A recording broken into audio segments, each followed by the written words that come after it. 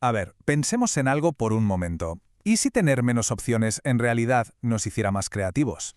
Es una idea que va totalmente en contra de nuestro mundo actual, ¿verdad? El de las posibilidades infinitas. Pues hoy vamos a analizar cómo esa misma paradoja, la de la limitación, fue capaz de convertir un simple objeto de plástico en una auténtica leyenda cultural. Pues sí, vamos a meternos de lleno con esto. Fijaos, esta frase no es de un filósofo ni nada por el estilo, sino de un músico profesional, un bajista increíble que, pudiendo tener cualquier instrumento del mundo, eligió tener solo uno. ¿Y por qué? Pues porque, según él, esa única opción le obligó a dominarlo por completo, a sacarle hasta la última gota de potencial. Y esta idea, precisamente esta, es la clave para entender el fenómeno del mixtape. Así que aquí está la gran pregunta.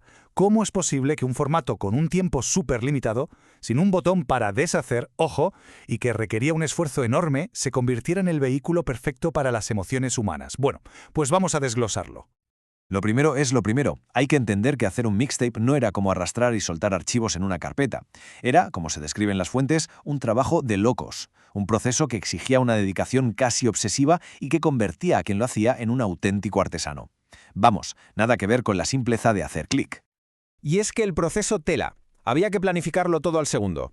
Imagina que la última canción no cabía por 5 segundos. Pues a empezar de cero. Todo. La grabación era en tiempo real.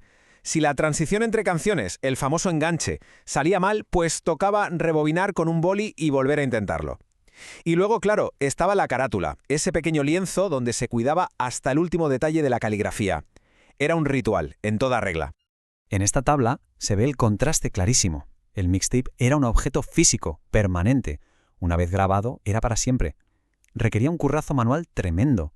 La playlist digital, en cambio, es efímera, la puedes editar 1000 veces, es infinita y se crea con un simple gesto.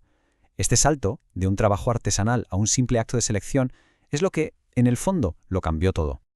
Vale, ¿y cómo se traducía todo este esfuerzo en significado? Porque aquí está el kit de la cuestión. El valor del mixtape no estaba solo en las canciones que contenía, sino en el trabajo que había detrás. Ese esfuerzo, ese era el verdadero mensaje. Es que esta cita lo resume de una forma increíble. El mixtape condensaba todas las formas de comunicación y de afecto de la época en un solo objeto. No era una simple selección de música, era toda una declaración de intenciones, un mensaje súper complejo y lleno de matices. Y ojo, que esto no se hacía en 5 minutos. Las fuentes destacan que el proceso podía llevar muchos días de planeamiento.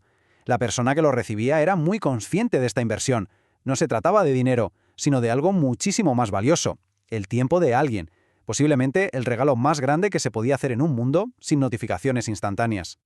Entonces, ¿qué se estaba diciendo en realidad? Pues era como descifrar un código. El primer mensaje era «te conozco», porque la selección era totalmente personal. El segundo, «escucho cuando hablas», porque incluir esa canción que alguien mencionó de pasada era un detalle brutal. El tercero, y quizá el más importante, «invertí mi tiempo en ti». El esfuerzo era el regalo. El cuarto era la propia narrativa. Así es como me siento, contado a través del orden de los temas. Y por último, con un puntito de orgullo, claro, «oye, que tengo buen gusto». Era una forma de compartir tus descubrimientos.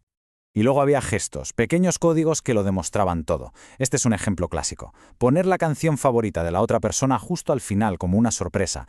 Era la prueba definitiva. El mensaje era inequívoco. Anda, me puso la canción que a mí me gusta, sabe de mí. Era la máxima expresión de conocimiento y de cuidado. Por todo este peso emocional, los mixtapes no se tiraban, jamás. Se convertían en artefactos, en cápsulas del tiempo de relaciones, de amistades, de momentos vitales. No eran algo desechable, eran tesoros personales. Si comparamos su valor, la diferencia es fundamental. El coste económico era mínimo, pero el peso emocional era inmenso. Era un objeto físico, que se podía tocar, que se podía guardar. Su equivalente moderno, un enlace a una playlist, pues a menudo es gratuito, sí.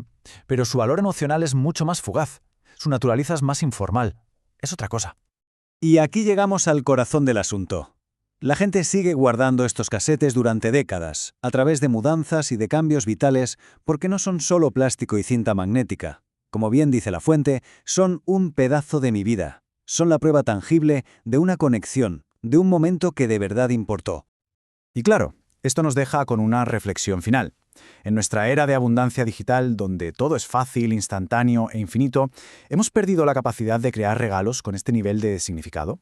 La paradoja del mixtape nos enseña que, a veces, para crear algo que sea verdaderamente valioso, quizás lo primero que necesitamos es imponernos nuestras propias limitaciones.